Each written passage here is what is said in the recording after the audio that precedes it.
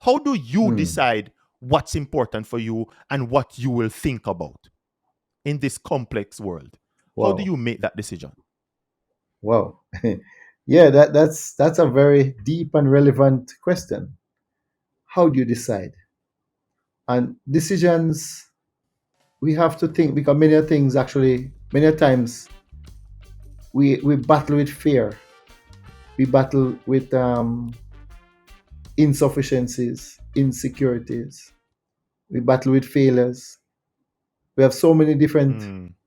stimulants coming at us that's affecting our decision making process. That if we are not deliberate about it, what you're saying, Jamie, we have to be deliberate about our decision making processes, because many times decisions can be made just strictly out of emotions. So we're seeing how, and now we're at what. So we're hitting at something here. We're hitting at something here. I'm picking up a trend. How and what are the limitations and constraints that are already existing, right? How do you find out? What's your investigative process now that you kind of go into to find out the what are the limitations, the what question? Yes, the what questions. It's Let's try to use an example. Let's use CMU, right? When you arrived at CMU, and you took a very bold perspective. I was there, I remember. And the vision of getting it from CMI to CMU in a few years, and to scale it rapidly. It was the industry was calling for that. How did you find out the limitations of that are currently existing within that market space? What was your thought process? Yes, the first thing, looking through the lens of opportunities. It was easy to see the limitations of what existed in academia, in education. People were hung up on qualifications. People were hung up on what you don't have, that you miss the opportunities of what you could be, what you could become. So if you look within the realm of what you have to produce, you'll never achieve excellence or greatness. You have to go beyond and look outside of resources. Let resources follow you, and you don't follow resources. You make your decisions beyond your resources, because the big, bold decision, the big, bold visions will attract resources. I've never seen vision following resources, but resources following vision. People like to win. And as long as you have to create it. It have to start in your mind, that you can see something that is not there before you can convince others to see it. And be prepared that 90% of the people come on will not see it and will challenge you why it can't be there. Use a 10% resource to change that situation. So it's a mind game. It's a chess game. That's what life is. So you have to decide what output you want and allow timing to create moves for you. You don't know, but you believe that you can do it. Why change? Why continue? Why develop? I mean, what was the why in your process at CMI at the time? What was the why there? What was your why? And what is your why today? Yes. And my why even had to do with the things that people thought impossible. Was why not? I put a knot on the why. Why not? And the why was to look beyond where you think you were, but look at the problems that you can solve with the things that you can do. And that was the first thing. How can I move my environment to make it one of relevance? So how can you use education to solve some of the national problems? Unemployment, to solve the national problems in discipline, to solve the national problems of how can you use a small country to change a product that can stand among the best in the world. These are some of the things. Why not? Why and why not? So the whys were how to move the needle from 0 to 80 in a record time. And to do that, you have to step out of the traditional environment. How do you get into that space?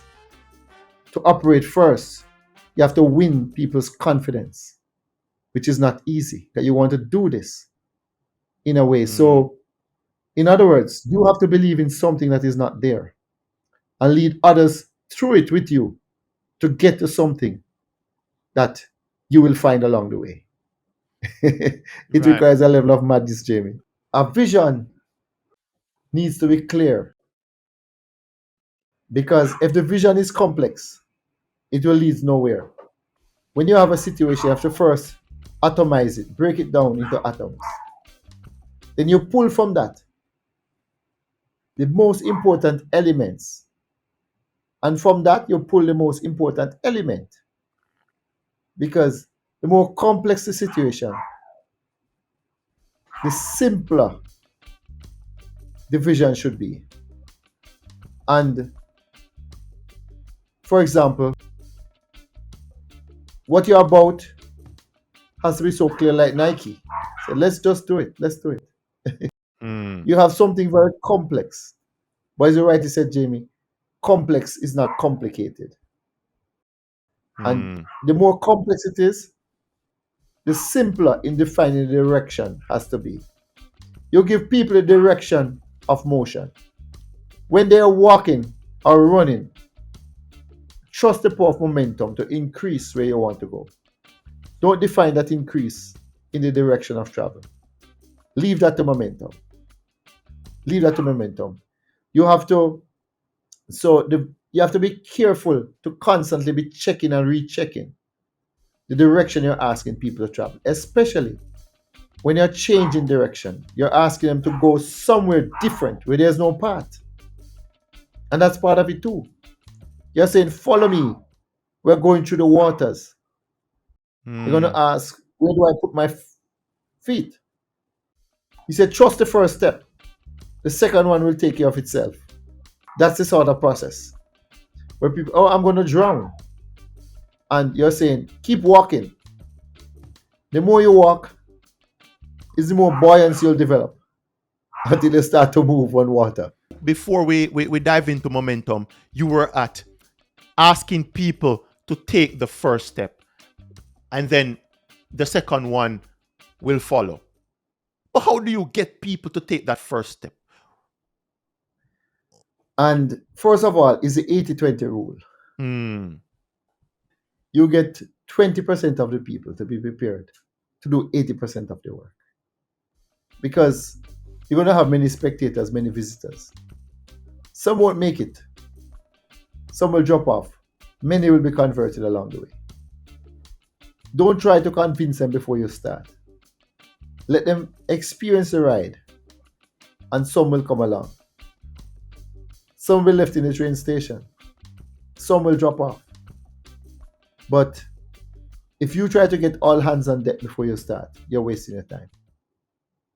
It's that 80-20 rule, that 80-20 principle. That 20% will always do 80% of the work. Be prepared for that. That's the first thing. Keep connecting with your strategies. You have to keep reconnecting with your strategies.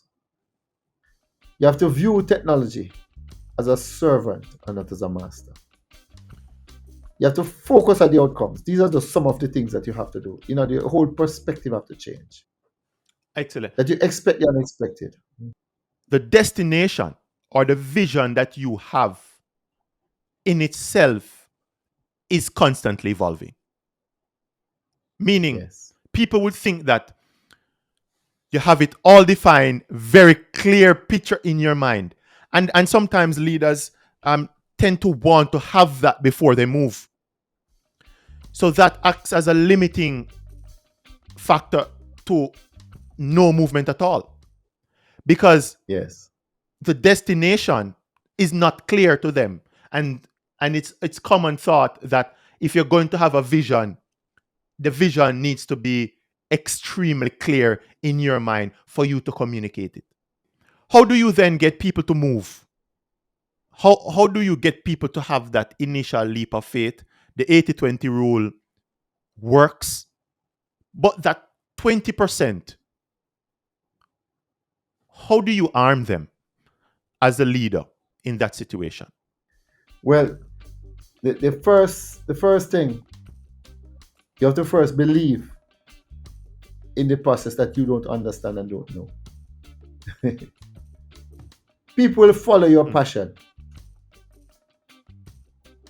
You have to be authentic. You have to be doing this with a purpose bigger than you.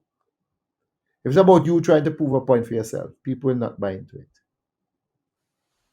When people can see your heart, you have to be, at some levels, vulnerable to show that you're doing something that you don't need to do, but something that you're passionate that you need to do it.